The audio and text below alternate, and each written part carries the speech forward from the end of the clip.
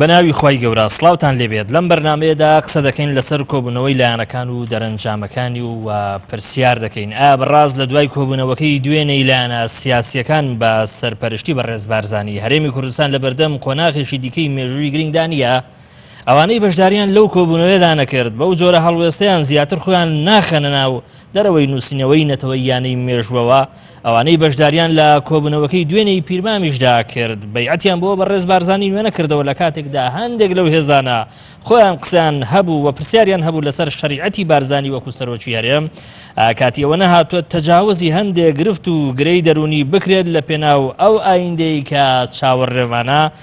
بڕیاردان و دیاریکردنی وادەی ئەنجامدرانی ڕاپرسی دەستکەوتێکی گرنگی ئەم کۆبوونەوەیە نییە کە دەبێت هەمومان شانازی پێوە بکەین ئایا ئەم کۆبوونەوەیە بە پلەی یەکەم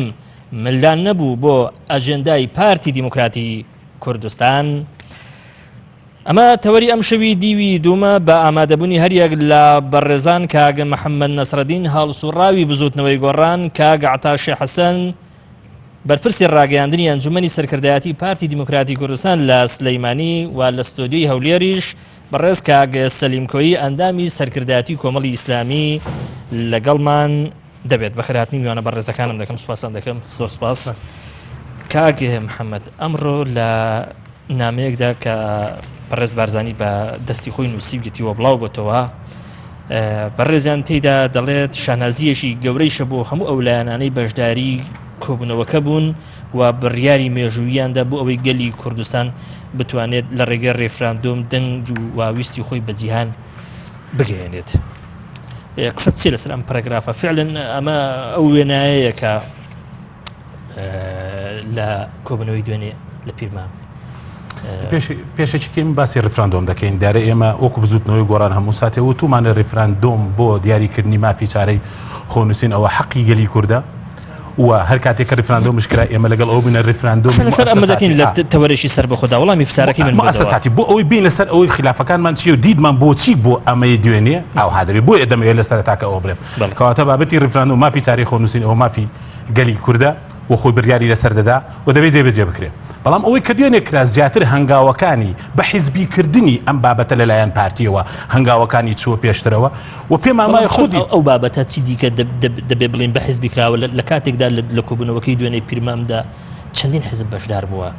بە تایبەتی یەکێتی نیشتیمانی کوردستان و هەروەها یەکگرتووی ئیسلامی کوردستان کە دوو لە هێزە گەورە و دیارەکانی ناو ئەم هەرێمەن ئەم قسەیە کاتیەوە ئەزانی باشێکی بۆ باسکەم ئەزانی چۆن گەربێت و هەموو لایەن ئەزانی چۆن گەربێت و هەموو لایەنەکانش بەشدار بن لەو کۆبوونەوەیە ئەوە هیچ لەو واقعە ناگۆڕێت ئەمە حیزبیکردنە بە موسەساتیکردن نییە پارتی دەیەوێت ئەمە بە موسەساتی نەکرێ بە حیزبی بکرێ نایەوێت لە ڕێی پەرلەمانەوە بیکا لە بەرەوەی پەرلەمان ئیرادەیەکی تێ جیاواز لە ئیرادەی پارتی و هەتا ئەو نامەیەکەوە دوێ ئەم بڵاوکراوەوە ئەمڕۆ دەستنووسی سەرۆکی پارتیە سەرۆکی پارتی ئاماژەش لە نامەکەی پێی وایە بەمە مێژوو تۆمار دەکا پێی وایە ئەمە دەبێتە مێژوویەک لە کۆتایی بۆ سەرۆکی پارتی وا ئەژمار دەکرێت کە ئەو توانیوێتی دەوڵەتی کوردی هەنگاوێکی تێبنیە بەڵام لە نووسینەکەی بارزانیدا دوور و نزیک یعنی ئاماژەزانی چۆن ئاماژەی هێز و ئامادەی ئەو هێزانە چۆن من زۆر بەسەریحی پێ دەڵێم هەوڵی ئەوە دەدەنکەوە ئەم نامێژ هەتا ئاماژەکان کە بەدەستخەت بڵاو دەکرێتەوە بۆ ئەوەی ڕۆڵی بارزانی بە حیزبی بوونەکەی تێ زەق بکرێتەوە و هەر لەوەشە هەوڵدان بۆ ئەوەی ڕفراندۆمێکی حیزبی لە ڕێی ڕفراندۆمێکی حیزبی کە پارتی خۆشی تا ئێستا جورئەتی ئەو ناکە پێمان بڵێ بەرهەمەکەی چۆن جێبەجێ دەکا دەیە لێو بچێتە پەڕەکانی مێژووە و بۆیە هەر لێرەشەوە کاتێک کە باسی مێژوو تۆمارکردنی لاپەڕەکانی مێژوو زۆر بەسەریحی پێیان دەڵێن ئەو کەسەی بەتەما بێت لە ڕێی ڕفراندۆمێکی حیزبی و بچێتە پەڕەکانی مێژوو هەر پەڕەکانی مێژوو ئەوشی بۆ تەما دەکا کە هەر ئەوان بوونەوەی هێزارە بوون هەر ڕۆژی و هێزێکی داگیرکردیان دێنە ئەزەر کوردستان ئەزانی چۆنە کاتێک کە تۆ هەوڵی ئەوە بدەی بابەتێکی نەتەوەی و نیشتیمانی پرسێ سارە نووساز بکەی بە حیزبی تەنها لە پێناو هەندێ دەستکەوتی شەخسی لە کۆتایی نەتیجەی ئەم هەوڵە حیزبی ئەگەر بمانگێنێ بە سەربەخۆیی بمانگێنێ باشێکی دەوڵەتێک بێت ئەمە چ عیبێکی تێدا چێشێش دەیە کاک محەممەد نەسڕ ئەزانی چۆنە باشێکی ببن کاتێکەوان هەوڵ دەدەن ئەم پرسە بکەن بە حیزبی بۆ لەبەر ئەوەی ئەیانەوێ ئەمە لە ڕێگای پارتیەوە بکرێ و هەتا دوێنێ کە دانیشتەکانش کراوە ئەوانەی کە ئامادەش بوونە کێیان پارتی پیانی وتووە سەرۆکی پارتی پیانی وتووە بەرهەمی ئەم ریفراندۆمە بۆ چۆن جێبەجێ دەکرێت بەرهەمی ریفراندۆمەکە چی تەعاملی لەگەڵا دەکرێت هەر خودی پارتی پێی لە پارتی بپرسن بۆچی ئەو لەگەڵ ئەوەی ئەم پرسە لە ناوەندە مؤسساتەکانەوە بکرێت کەواتە بیانی ئێوە لە بزوتنەوەی گۆڕان ئەوەندە بەسە کە ئەم هەوڵێکە بۆ بە حیزبیکردنی ریفراندۆم لەگەڵ ئەوەشە ئەمە دیسانەوە زۆر پرسی نێتەوەی نیشتیمانی هەبوو پارتی لە کەداری کردو پێم وایە ئەمەشیان پرسی ریفراندۆم کە بە حیزبی کرا ئەو پرسە لە کەدار دەکرێەوە دوای ئەنجامی ئەم ریفراندۆمەش هەتا دوێنش تا ئێستا زانی چۆن بۆ دیاریکردنی وا دەکەی باز لەوە دەکەن کە ئەوان کاتەکەی گونجاوە بەڵام بۆ جێبەجێکردنی بڕیاری ریفراندۆم و ئەنجامەکەی باز ئەوە ناکەن باز هەندێ فاکتەری دەرەکی و ناوخۆیی دەکەن بۆ جێبەجێکردنەکەی و کەسش نازانێ تەنها خودی پارتی وەکو حیزب زانێت چی لەو ئەنجامی دەکات لە سەرڕەوی دادەنا یان لە بازاری سەودای سیاست کردن و فرۆشتنی پێ دەکات یان دەیکاتە قوربان ئەجیندا ئیقلیمیەکان زۆر چاکە کاگ سەلیم کاگ محەممەد نەسڕەدین و بەشداری نەکردنی هێزەکەی دەگەڕێنەوە بۆ ئەوەی کە ئەم هەوڵە بە حیزبی کراوە مادەم بە حیزبیش کراوە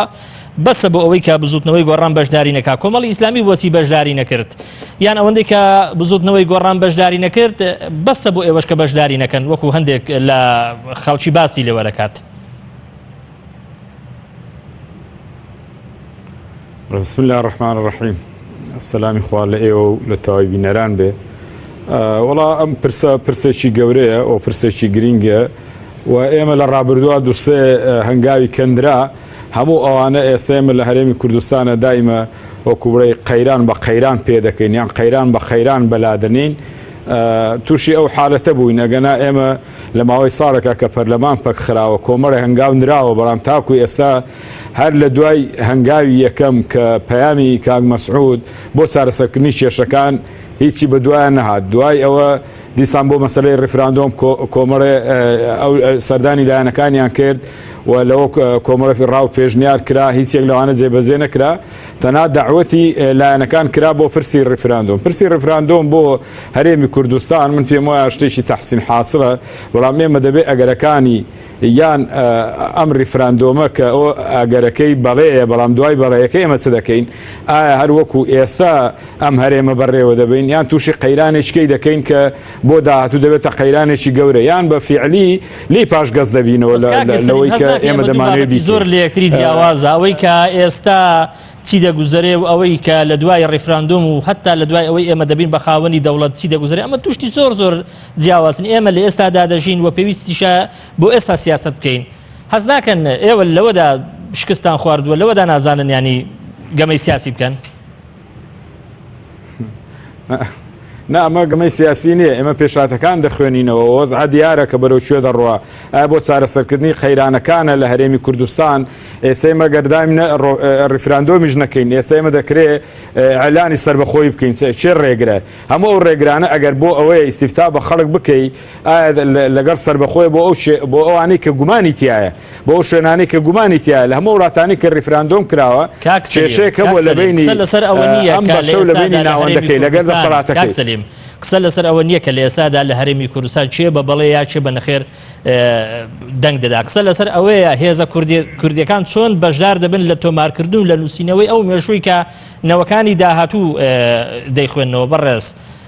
ئێوە وەکو کۆمەڵی ئیسلامی هەز ناکەن بەو جۆرە هەڵوێستانەتان دەستنە دەرەوەی ینی ئەو مێژوێنەتەوەیەی کە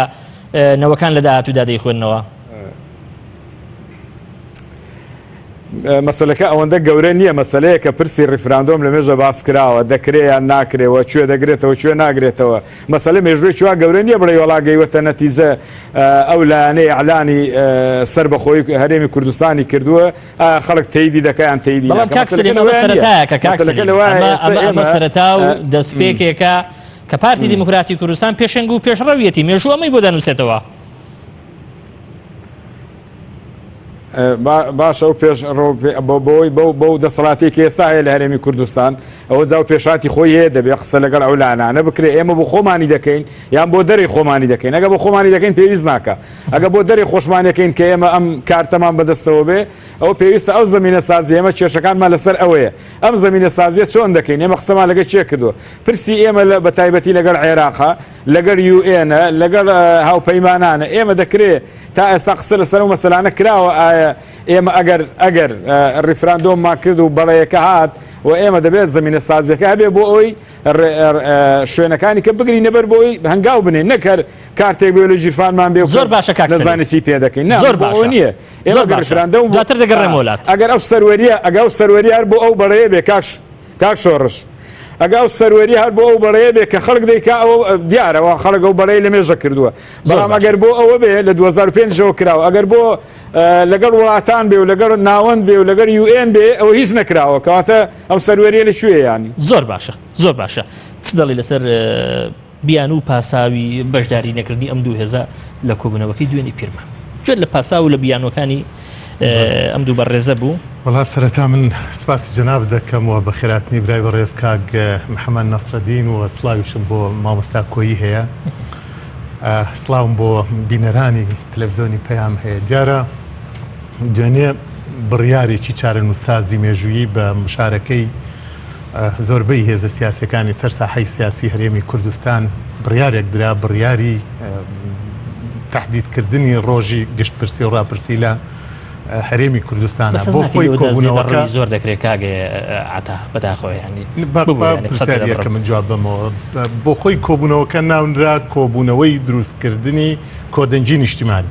بۆیە بەڕای من هەر هێزێکی سیاسی ئەگەر دوێنێ حزوری نەبوو بێ یعنی خۆی خستۆتە دەرەوەی ئەو کۆدەنجە نیشتیمانیە کە ئەمە مەسئولێتێکی تاریخیە من لە قسەکانی برای بەڕێز کاک محەممەد نەسرەدین ئێمە سەر ئەوە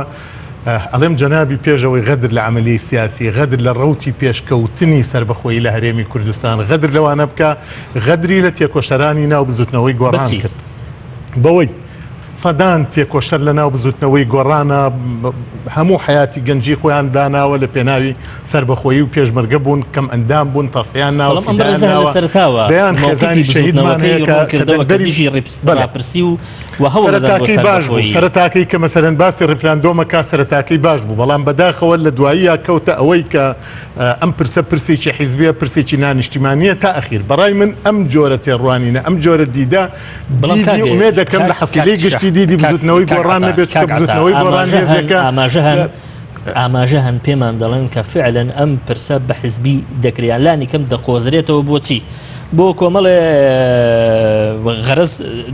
دواتر دەشێت پارتی دیموکراتی کوردستان لە لەحزەیەکدا سوودی لێ ببینێ بنمونە من ئەمڕۆ لە گوێم لە ئەندام پەرلەمانتارێک بوو هی تورکمانەکان کە نزیکە یان لانی کەم هەڵوێستەکانی ئەم هێزە نزیکە محسوبە لەسەرەوەی کە نزیکە لە پارتی دیموکراتی کوردستان قسەی لەسەر هەڵبژاردننی تەوقیتی ئستفتاءەکە دەکرد کە بۆ خراوەتە مانجی ئەیلولەوە بەوەی کەم شۆڕشێکی گەورەی کوردی لە مانجی ئەیلول مەسەروەریە خۆ مەسەروەریە بەڵام دوجار دەگوترێ پارتی شعبی و میلی ئەم تەوقیتە ینی لاڵبژاردنە بەکاردێنێتەوە ئەزانی من بەڕای من ینی بۆ خۆی شتێکی فەلسەفی هەیە پێم وا بێ هۆ بزەڵێ ئەڵێ ئەوانەی کە بە گومانەوە سەیری هەر شتێکەکەن جۆرێکە لە تاوان لەبەرەوە با ئێمە دوور بین لە گومان مانگی ئەیلول ئەگەر تۆ وای تەوسیف بکەی کە مانگی شۆڕشی ئەیلولە بەفعلی شۆڕشی ئەیلول سەروەریەکەی بۆ هەموو خەڵکی کوردستانە گەڕێتەوە لەبەرەوەی ئەو کاتە کورد لە یەک بەرابوو لەژێر عمرەت و سەرکردایەتی بارزانی ڕەحمەتیە لەبەرەوە ئێستا ئەگەر مەسەلەن عملی ئستفتا بخرێتە ئەم ڕۆژەوە ڕاپرسی بخرێتە ئەم ڕۆژەوە ئەمە شتێکی عیبە نییە شتێکی زۆر تەبیعیە کە ئەمە لێکدانەوەیکی نامەنطقی و نالۆژیکیشە ئەگەر لە مانگی ئابا بۆیان ڕەنگە بتان تا مانگی لە دایکبوونی پارتی دیموکراتی کوردستانە بەڵام خۆشبەختانە لە مانگی حەزەیرانە بووە مەبەستمەوەی ینی بەڕاستی قسەکردن لەسەر مەوعیدەکە خۆ دوورخستنەوەی لە ئەسڵی مەسەلەکە کە مەسەلەی ڕێفراندۆم مامۆستا ئەڵێن نەتایجەکانی چۆنەیان چۆن تعاملی لەگەڵ باسی UN و باسی هاوپەیمانانەکە هەنی بۆی لای خەڵک و جۆگر و جەنابی مامۆستاژ پرسی ڕێفراندۆم بە عەرزەکەم پرسی ڕێفراندۆم دروستکردنی وەسیقەیەکی شعبیە کە خەڵک ئیرادەی خۆی تاقیەکاتەوە ئایا خەڵک ڕازیە بەم شێوە ژیانە لەگەڵ عێراقا بژی و بەردەوام بێ و خۆی بە براگچکەی عێراق بزانێ یانەوەی خەڵک تەمسیلی ئیرادەی خۆیەکە و حەزی لە سربەخۆیی و دروستکردنی سیادە و گیانی نەتەوەیە کە سەدەیەکە میلەتە تصحيح بوها نتائج الريفراندوم اخريتها بردست جهاتي معني كيو ان ابي بينج دولتي هميشي مجلسي امن دنگ لسر برسي ريفراندوم بن هر بينجان ببالي زائدا لدولة هميشي كانش بي موابي ابي دولتين دو لسر سي بي موابي بجوريس غياسا كان كدنگي بيبدن لبرو ام زكريا بيندي بها بيمانا انا ونيه ها بيمانان اما التحالف كان تحالف برنوي جنجي دجا داعش لبرو با اخر جنگ كان دولتيان برهم يناو تو سيري كاتك امبراطوريتي مجري ونمساوي لنتيجه قيرانا توشي جنگ بن لنتيجه هوشاني امدو امبراطوريتا كجنگ فاكتوريتي دان دوله دداي كبه دوله عثماني جنجي بدولتان اتحادي بلقاني فروج لنتيجه ام جنگ البانيا لدايبو كاتب بلغاريا كان انتقادي وسنوريان كي كبو البانا كان دانرا جنجي فراوان تردروز بو كوسوفو بوسنا وهرزوغوفين سلوفاكيا ودان دولتي كلا دايق بولا حوزي بلقانا لنتيجه من ازمن دانيا من ما بس موي بالذات او جنگي كي استبروچ كردستاني قرتوا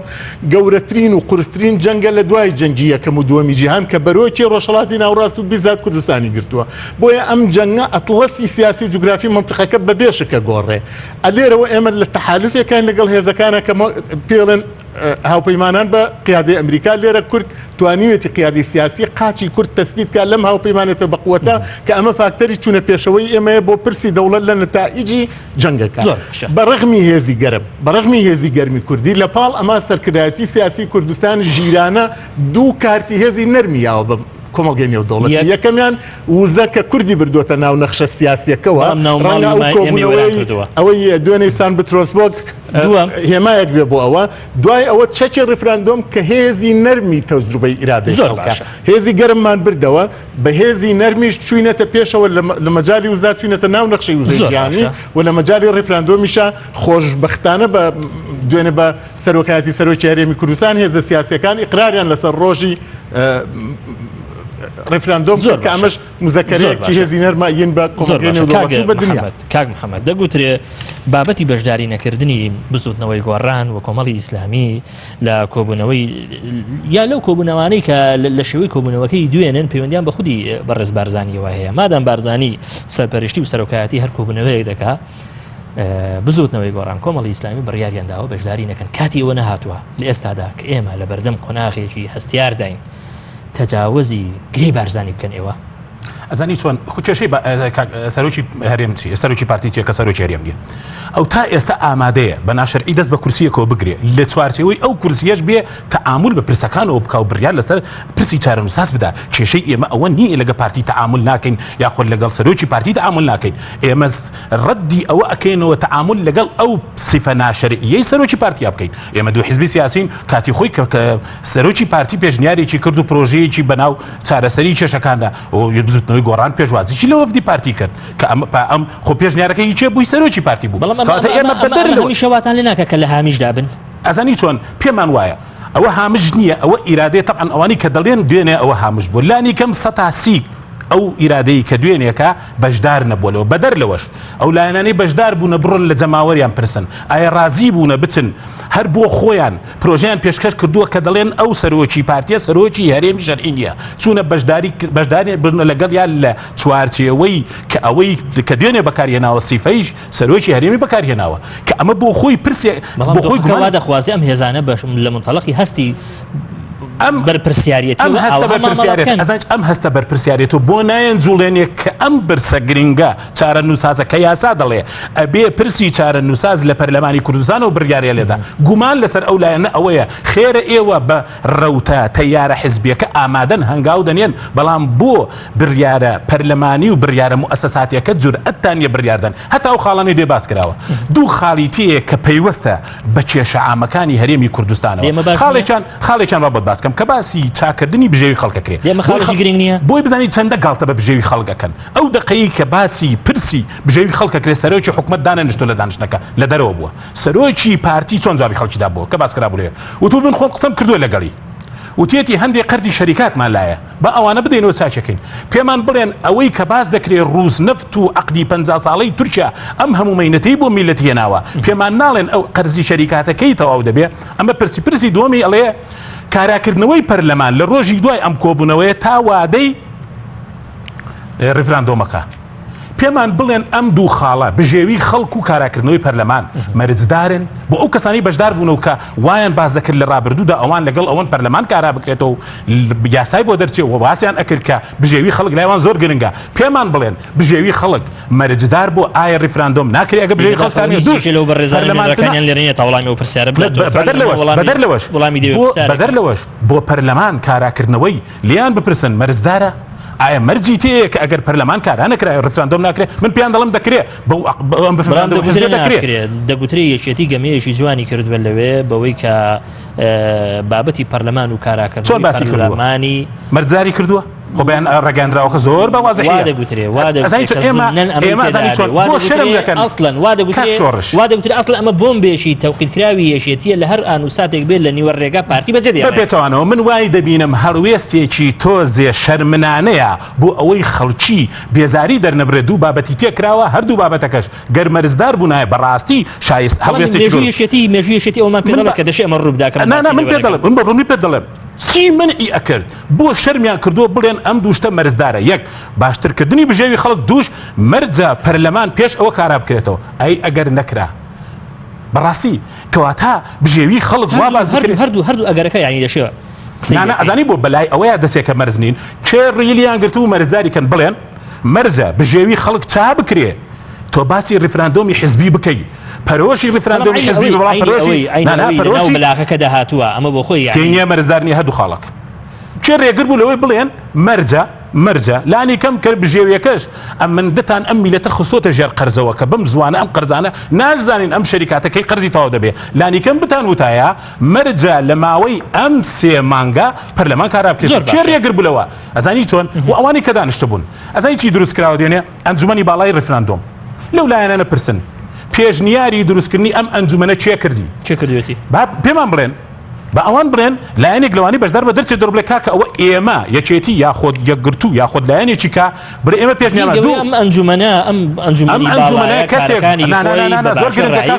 ئەم ئەنجومەنە بە بابەتی ڕاپرسی و لەوە نازانی چۆن مابوونی عەلا باتڵ فەهوە باتڵ ئەگەر تۆ بێی ئەنجومەنێک بۆ ڕیفراندۆم دروستکەی کەسێک بێتە بەرپرسی یاخۆت سەرۆکی ئەو ئەنجومە بۆ خۆی بە ناشەرعی دەستی گرتۆ بە کورسی سەرۆکایەتی هەرێمەوە کاتێک کە تو بۆ خۆت کێشەی یاسایی تێ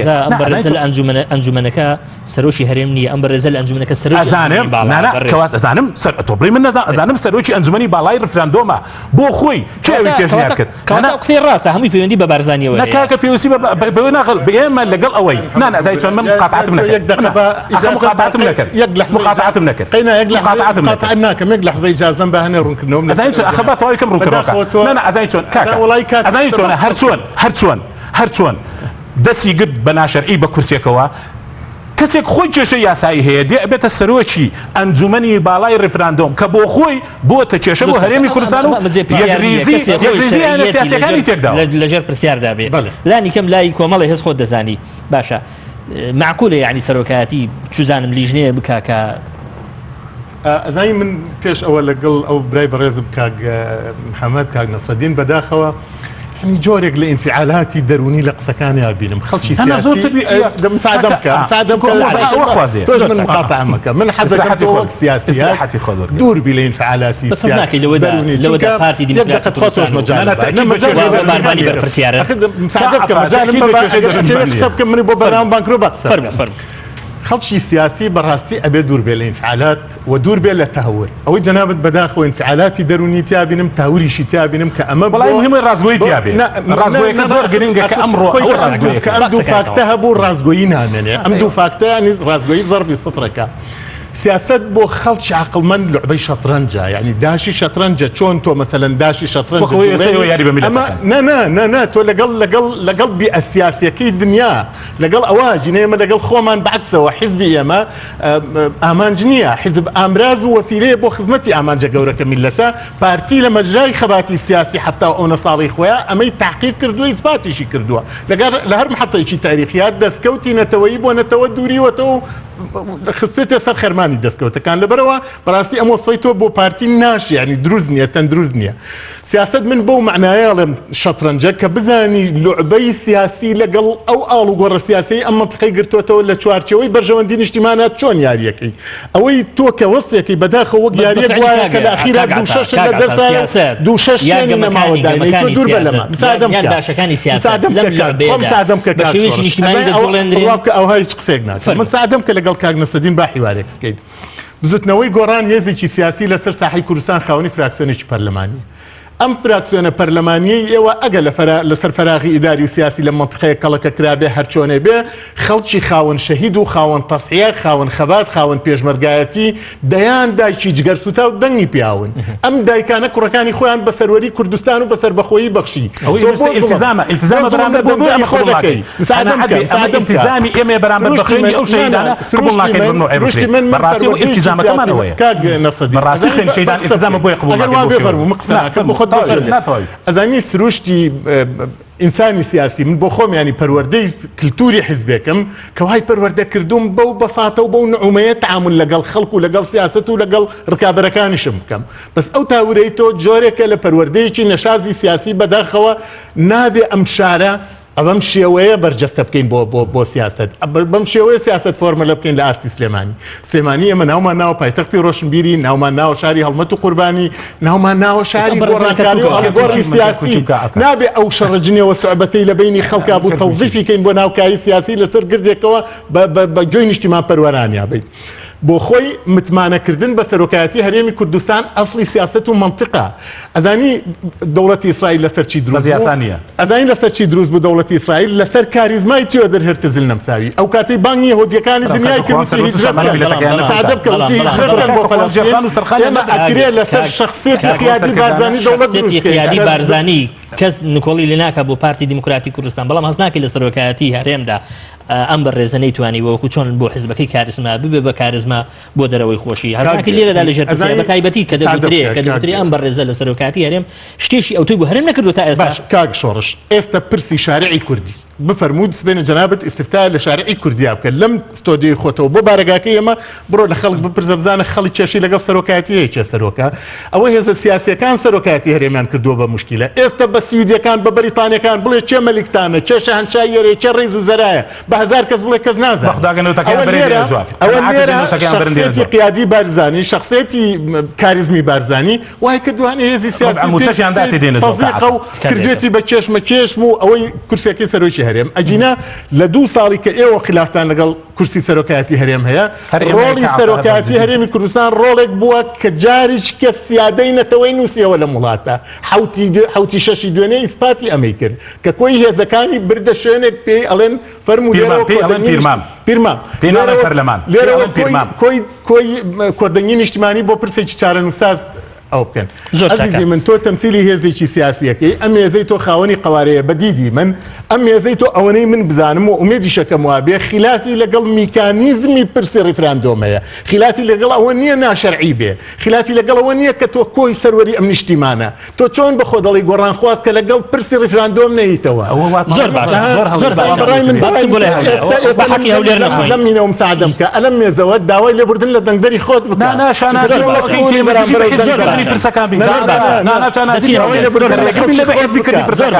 بەجەری ئیشم شەڕاکەن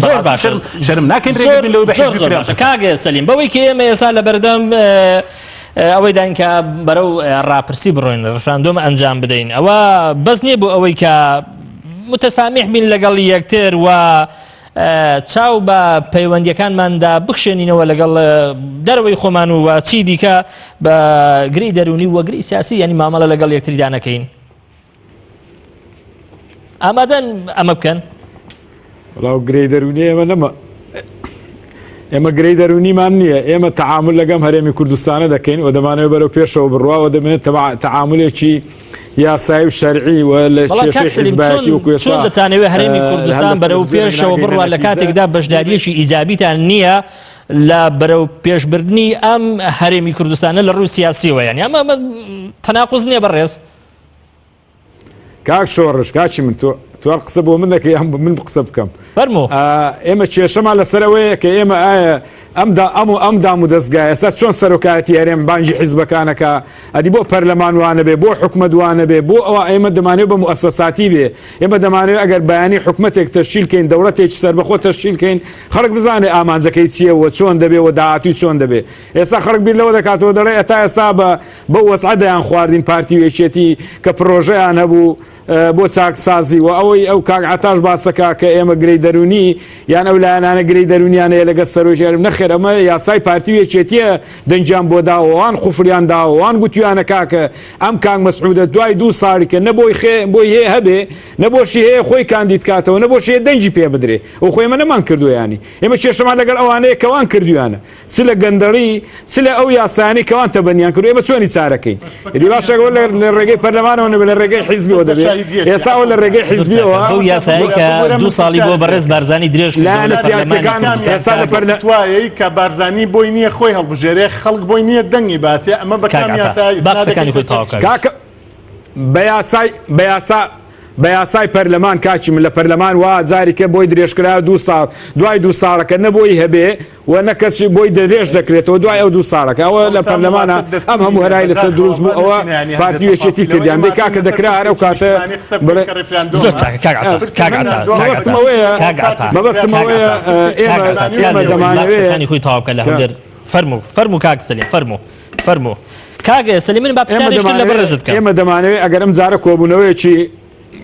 کاگەنوەر ئێمە دەمانەوێت کۆبوونەوەی حیزبایەتی بڕیارمانداوە هەر بە شێوەی حیزبی تەعامل لەگەڵ هەرێمی کوردستانە بکەین بۆ دەوڵەتی سەربەخۆشە بە تەعاملی حیزبی بێ ئەوە لە ئێستاەوە نەخەڵک دەنجی پێداوە نەدەشکرێ و نەتیزەشی دەبێ وی هیچ لایەکی پەیوەندی من پێم وایە تەعاملی لە دەرەوە لەگەڵ ناکە ئەمە تا ئێستا گونجاو بێ لە ئێستا بەدواوە گونجاونی وەس کۆمەڵی خەتەری گەورەش لەسەر هەرێمی کوردستانە ئێمە لەو ساتەیە ئێستا تەعاملێکی زۆر ئیجابی نەکەین لەوەی ئەوەی هەشە وەش لە دەست بدەین بۆ شوێنە نابێت بۆ ئێستا گەر ئێمە بتوانین ریفراندۆم لە هەرێمی کوردستان لە زێراکۆکان دەبێت چۆنی دەکەی ئەتوو کێشە هەمیشە کۆمەڵێ هەیە قسە لەسەر ئەوە دەکەن کە بارزانی شەرعیەتی نییە وەکو سەرۆکی هەرێم بەڵام دوێنێ ئێمە بینیمان تەنانەت بەشێک لەو هێزانەشی قسەیان هەیە پرسیاریان هەیە لەسەر شەریعەتی بەڕێز بارزانی وەکو سەرۆکی هەرێم بەڵام لە پیرمام کۆبوونەوە لەگەڵ بەڕێز بارزانی ئەمە ئەوەتان پێ ناڵێ کە بەڕاستی ئێوە بە هەڵەدا چوون و حساباتی خۆتان دابستنەوە کاگەنوەر ئێمە مشکلەیەومان نییە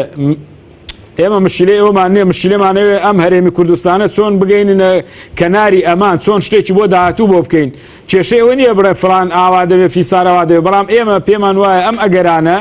بۆ ڕیفراندۆم و بۆ داهاتووی هەرێمی کوردستان پێویستی بە لێکۆڕینەوە و بە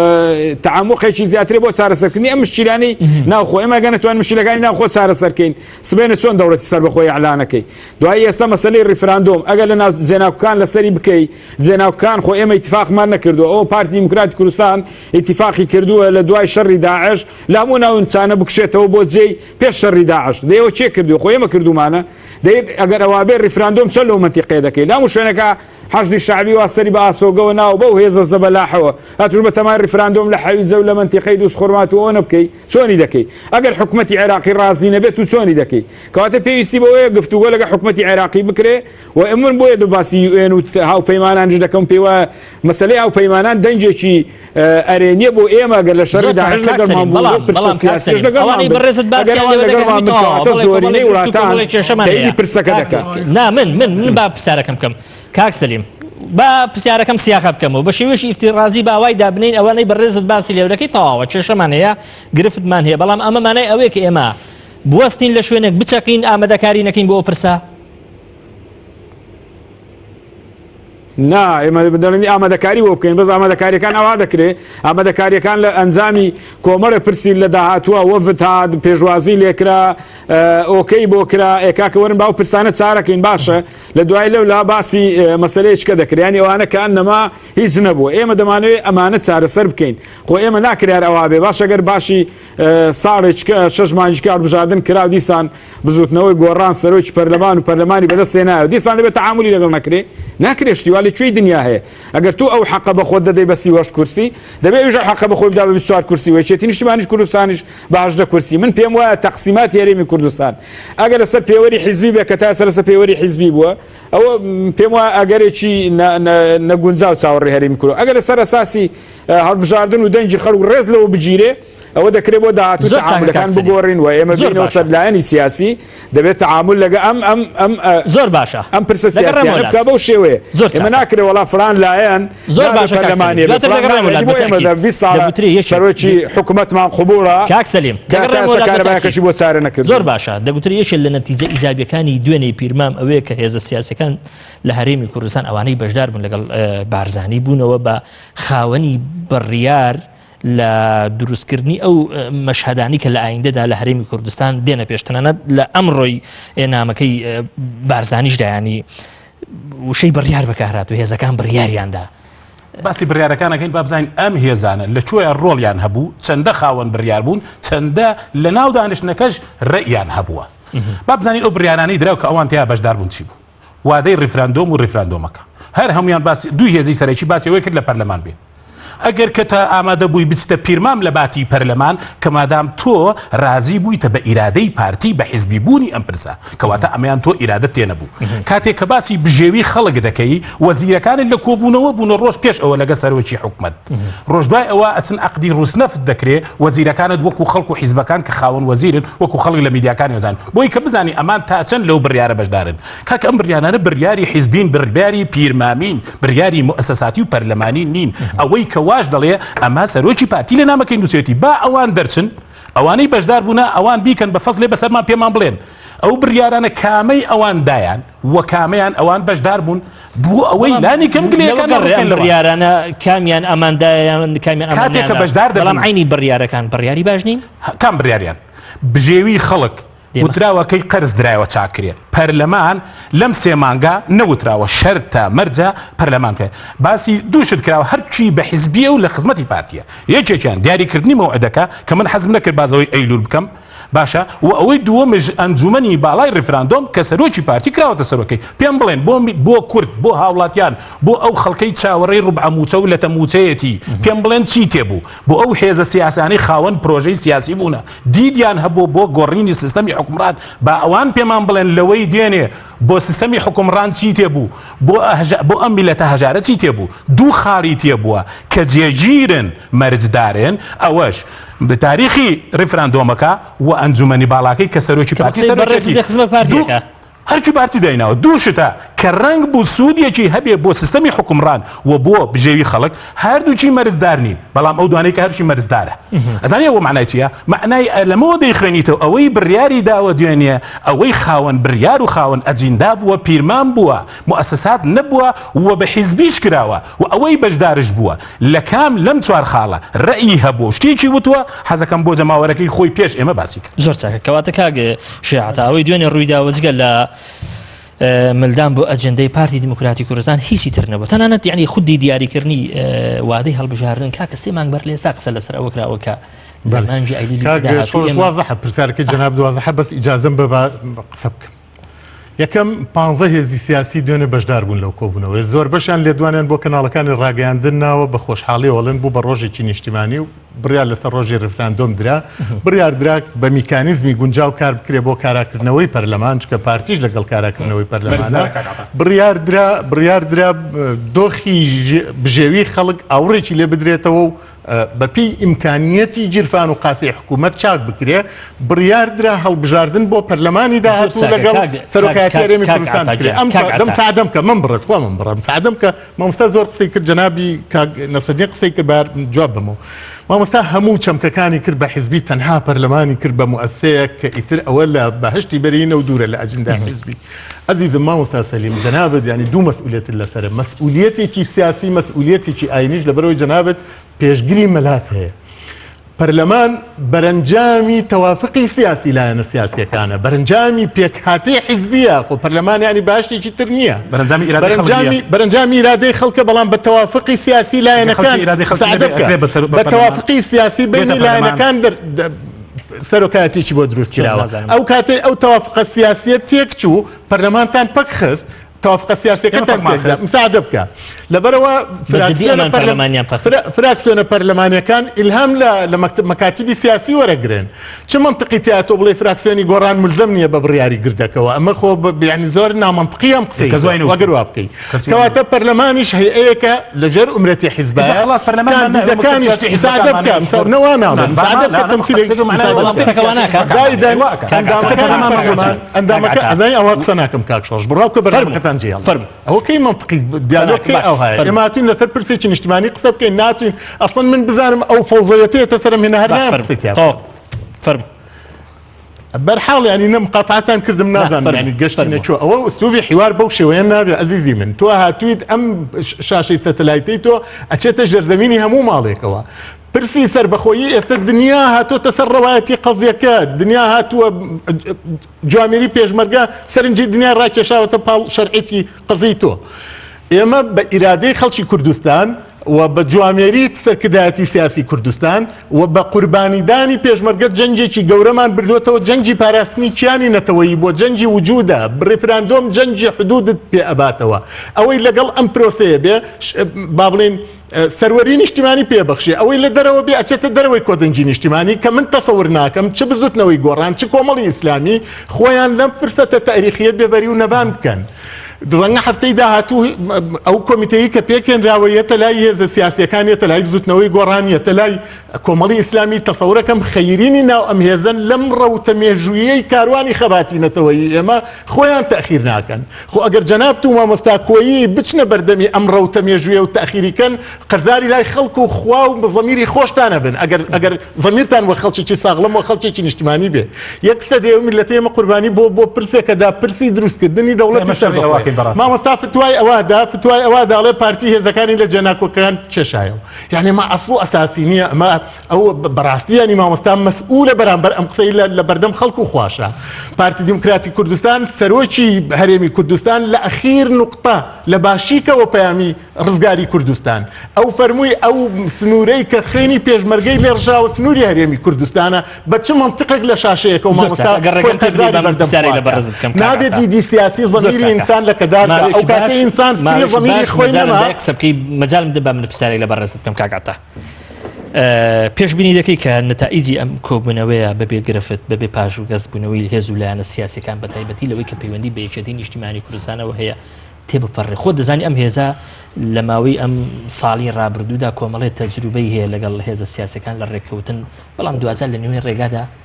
پاش کەس بۆتەوە لەگەڵیان با نەچین وسەر جا من دیوە پۆزەتیفەکانە بینم لە سیاسەتدا من تەسەورەکەم نەگەشێتی وەک جەنابەت توصيفك پشیمانە بێتەوە تەسەورەکەم بزوتنەوەکەی کاک نەسرەدین و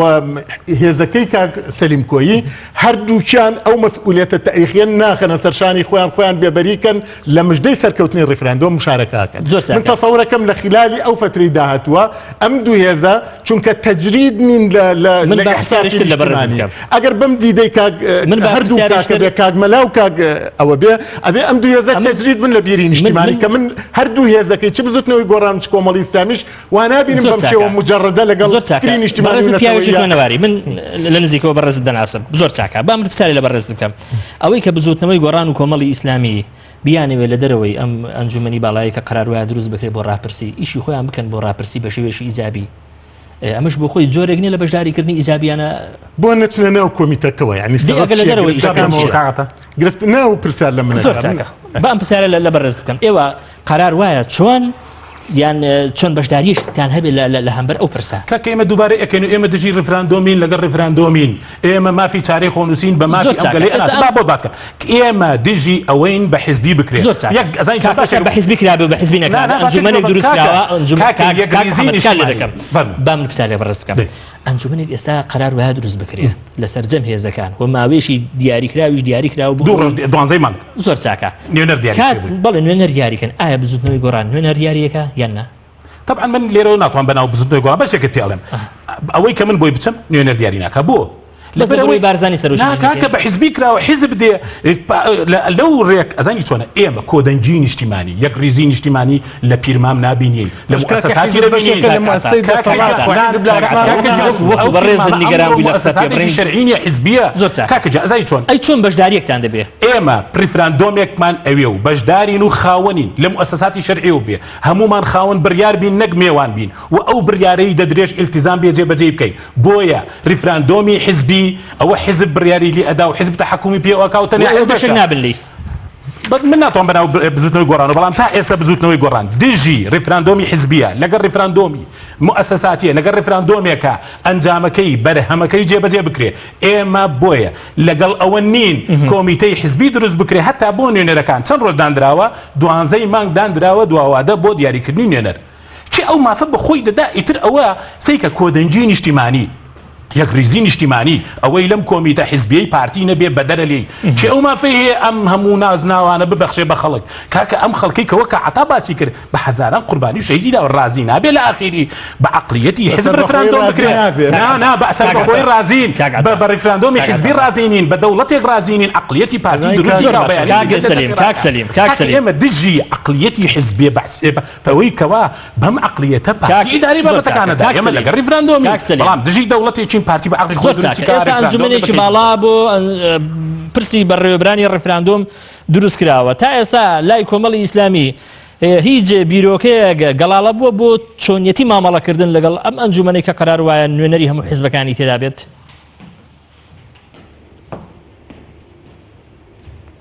ئێمە لە سەرەتاوە کە وەفدەکات قسەمان لەسەرەوە کرد و پێشمان باش بوو بۆی کەعەتا لە دڵنیابێ هێزی نیشتیمانی و هێزی نانیشتیمانی نییە ئەو هێزانەی لە هەرێمی کوردستان هەمووی نیشتیمانیە و ئەو هێزانە بە نیشتیمانی دەزانێت گەر 100% تەیدی ڕێی ئێوە بکە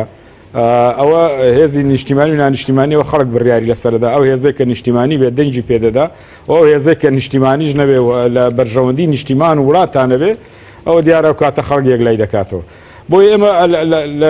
ئەو کاتە بڕیار لەسەر ئەوە بوو کە ئەو پرسانە چارەسەر بکرێ و ئێمە شەمولایەک پێمان وایە و قەنەعەتمان وایە کە هەرێمی کوردستان پرسەکانی و کێشەکانی ناوخۆی چارەسەر بکە و هەنگاو بنێ بەرەو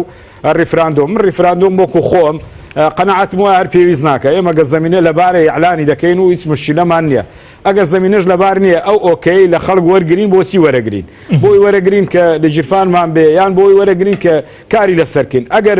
ئۆکەی بۆ ئەو وەرەگرین کە کاری لەسەرکەین خۆ ئێستا پێویستە هەموو دام و دەستگا حکومیەکان و نیشتیمانیەکانی خۆمان لەسەرەوە کار بکەین و بگەڕێنەوە بۆەوە ئەم ساڵیش نەگەڕێنەوە 10 ساڵی کەش بێ چارەسەری گرفتی کورد و هەرێمی کوردستان لەوەیە کە بە ئێمە بە موسساتی بکار بکەین ئەگەنا بە حیزبی بێ و موسساتی با لە ناونین با کەس ناوی موسساتی نێنێ و هەمومان بۆکو حیزب وەکو بەرەی کوردستانی مساڵێک پێش ئێستا تعاملی هەرێمی کوردستانم بۆ وەسف کردووە کە وەکو بەرەی کوردستانی تعاملەکە کە کاتی باسی موسساتی لەگەڕەکەی موسساتی بەلادەنە کاسی باسی دەڵێ کاکەەوە پێویستی بە تەوافقی حیزبی و سیاسی هەیە ئێکە باش ئەگەر ئەو هەموو تەوافقی سیاسی و حیزبیە هەتا ئێستا بۆ 24 ساڵ تەجاوزمان نەکرد بێ ئەیکەی تەجاوزی دەکەین ینی بۆیە من پێم وایە ئەگەر مەسەلە حیزبایەتی بێ دادەنیش وەکو حیزب وەکو بەرەی کوردستانی تەقسیماتی ئەدوار دەکەین مشکلەمان نییە و کاتە واقعی سیاستکردن لە هەرێمی کوردستان واقعی سیاستکردنی هێزە سیاسەکان لە هەرێمی کوردستان ئەومان پێناڵێ فعلەن ئێمە گەڕاوینێتەوە بۆ سەردەمی بەرەی کوردستانی بەڵام هێشتا ئێوە ئامادەنین ینی بۆ شێوێ مامەڵە بکەن هێشتا خەیاڵی پەرلەمان و توزانم دامەزراوی ڕسمی ئێمە نامانەوێ ئێمە تاسە تعاملمان واو بەز ئێمە نامانەوێ بگەڕێن بۆ بەرەی کوردستانی ئێمە دەمانەوێت بە موسساتی کار بکەین نامانەوێت بگەڕێن بۆ بەرەی کوردستانی ئەگە بگەڕێنەوە بۆ بەرەی کوردستانی ئێستا تعاملمان لەگەڵ عێراقا لە ڕێگەی پەرلەمان و لە ڕێگەی حکومەتەوە بووە زۆر باشتر نەبوو لەوەی لە ڕێگەی حیزبی ئەو مەسئول دەچێ ئەو دێتەوە ئەو تعاملی ئێمە گەر مەسەلە لە ماوەکانی ڕابردوو تەجروبەی سیاستکردن بە شێوازی موسساتی پیشانی داین کە سەرکەوتو نیە بەرهەمدار نییە بۆچی نەگەڕێنەوە بە ئەو شێوازەی کە لە سەرەتای نەوەتەکان ینی ئێمەی تا ئێرە ینی بەرهەمدار کردووە پەرلەمانی خستۆتەوە چوزانم حکومەتی دروست کردووە کە بەرەی کوردستانی و مامەڵی هێزە سیاسیەکان لەگەڵ یەکتری باشە بەرەی کوردستانی چۆن دەوڵەتی پێ دروست دەکرێ و کاتە دەوڵەت لەسەر ئەساسی چ دروستەکەی ئێمە گەر پێشەوەی دەوڵەت دروستکەین ئۆکەیمان وەرگرت ریفراندۆممان کرد لە سەتی خەڵک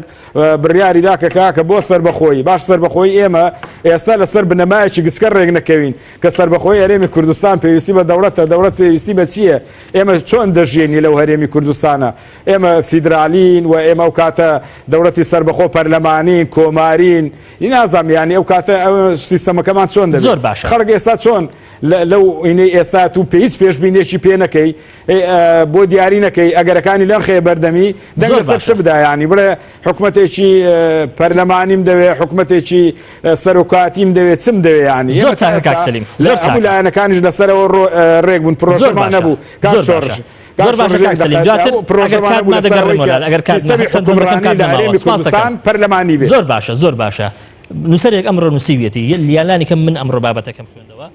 باز لەوە دەکا کە بارزانی زۆر پێویستی بەم کۆبوونەوەی دوێنێ هەبوو و بە تایبەتی کە تێیدا ینی وادەیەک دیاریکراوە بۆ ڕاپرسی تاوەکو لە هەڵبژاردنەکان جوان بۆ حزبەکەی خۆی وەکو سەرۆکی هەرێم لانێکم لەناو حزبەکەی خۆی تەوزیفی بکە چونکە بە قسەی ئەم نووسەرە بێ بارزانی لە ماوەی ڕابردوودا وەکو سەرۆکی هەرێم خاوەنی هیچ دەستکەوتێک نییە کە لە هەڵبژاردندا حزبەکەی ینی تەوزیفی کا بۆ هەڵبژاردن باشە ئەبێ قسەی ئەم نووسەرە ینی تەوزیفە بێ بۆ سەر کۆی کای سیاسی کوردستان نووسەرێکە ڕێی خۆی وایە لە ئەوروپا لە دنیای دیموکراسی لە هەموو شوێنێک هەیە نووسەرەکان خاوەنی ڕێی خۆیان بەڵام نووسەری نیشتیمان پەروەر ئەوەیە بەدیدی بەژەوەندی نیشتیمان بنووسێ ئەمە حقەتێک هەمومانەزانین یەک دقەمە ڕای نووسەرە من تەقدیرم هەیە بۆیە و کەیف خۆیەتی چۆن فکرەکاتەوە ڕای خۆیەتی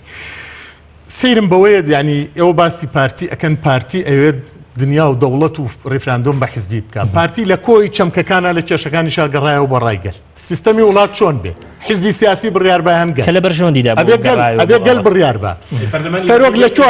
سەعادە بکە سەرۆک لە چۆ هەڵببژێرێ لە ناو خەڵکیان لە ناو پەرلەمان خەڵک ئیرادەی خەڵک گرنگترە بۆ هەڵبژاردننی سەرۆک لەبەرەوەی پەرلەمان نوێنەری حیزبەکانی تایە بەڵام خەڵک احتیمالە لە سا 25 حیزبی نەبێ باشە مامۆستا ئەڵێ ئێمەمانوێت دنیا موەساتی بێ و پارتی کردووە بۆی موەساتێکە تو دینی مامۆستا هەر بۆ عیبارەیە باشە کاکە ڕاگەاندنی دەوڵەت لەلایەن هێزی سیاسیەوە حیزبیە یان گەل بڕیار بات دەوڵەت و سربەخۆیی ئەوێ کامیان حیزبیە گەڕاوینەتەوە بۆ ئیرادەی گەل پرسەکەمان حیزبیە بەڵام مامۆستا پێمان ئەڵێ بیکەن بە موەساتی با حیزب بڕیار بە ئەمە بەڕاستی ینی بێویژدانیە بە حەقی پارتی بە حەقی عەمەلی سیاسی بە حەقی ڕێفراندۆم کاتم نەما حەقی کاگە محەممەد نەسڕدنی نەخۆن کاک محەممەد یەشێ لە دەگوترێت دەستکەوتەکان لە دوێنێدا ئەوەیە کە بڕیاردراوە لە ناوچە کوردستانیەکانی دەرەوەی ئێستای هەرێمی کوردستانیش ڕاپرسی بەڕێوە ببرێ ئێستا تۆ لە سای کۆبوونەوەی دوێنێدا وەکو هاوڵاتیشی شاری کەرکووک و شەرەفی ئەوە دەبێت کە بەشداری بکەی لەو ڕاپرسیە و ئایندەی خۆت لە ئایندەی عێراق و ئایندەی هەرێمی کوردستان دیاری بکری ئەمە دەستکەوت و ئەمە شەڕەفێکی گەورە نییە بۆ تۆیشی کەرکوچی ئەمە بای ئەوە ناکە کە تۆ ئێستا ئەم فەزایە بقۆسی و سوپاسی ئەوانە بکەی کە لە دوێنێدا ئەمەیان وەکو سوزانم وەکو دەستکەوت وەکو بەخشی بە ئێوە بەخشیوە بزوتنەوەی گۆڕان لە یەکەم کۆنگرەی خۆیدا بڕیارێکی ئەوە بوو هیچ بڕیارێکی چارەنووساز لەسەر هەرێم نادرێت پێش ئەوەی کەرکووک و ناوچە کوردستانەکان بگەڕێنەوە بۆ یە کەس بزایە ناتوانێت بەسەر گۆڕانەوە دووش باس ئەوە دەکرێت لە 140 شنگال لە ماوەی ئەم هەفتەیە حەشتی شعبی داگیری کردووە چۆن لەو ناوە ڕیفراندۆم دەکرێت ئەنجومەنی پارێزگای کەرکووک 2 مانگ لەمەوە پێش لە کاتی ئاڵاکە بڕیاری داوە ڕیفراندۆم لە کەرکووک دەکرێت بە پێی مادەی حەشتی شعبی کرد کاکە ئێوە جاش بۆ سووریا دروستەکەن کاکە ئێستا پەکەکە تەسلیمی کردووە هەی بۆ ئێوە ئازادتان کاتم نەما زۆر سوپاسانەکەم زۆر بەڕێز کاگە عەتای حەسەن بەرپرسی ڕاگەاندنی ئەنجومەنی سەرکردایەتی پارتی دیموکراتی کوردستان لە سلەیمانی هەروەها کاک محەممەد نەسڕەدین هەڵسوڕاوی بزوتنەوەی گۆڕان زۆر سپاس تۆشەکەم هەروە زۆر سپاسی بەڕێز کاک سەلیم کۆیی ئەندامی سەرکردایەتی کۆمەڵی ئیسلامیش دەکەم سپاس بۆ تۆش بەڕێز کە لە هەولێری پایتەخت لەگەڵمان بووی سپاس بۆ بنێرانی بەڕێزیش تا لە هەفتەی داهاتوو پێدان دەگەمەوە بەخواتان دەسپێرەوە خواتان